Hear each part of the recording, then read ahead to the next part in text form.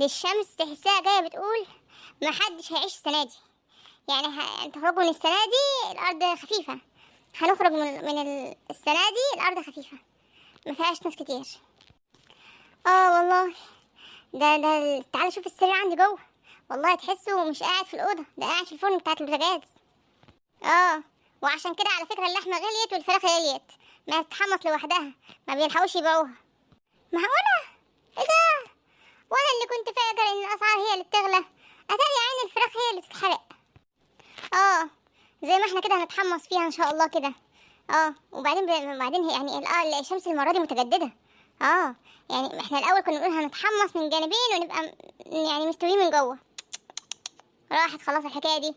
دلوقتي هنتحمص من الجنبين ومن جوه، الحرارة هتحمصنا من جوه، هنبقى عارف المقرمشات اللي بتجيبها دي عشان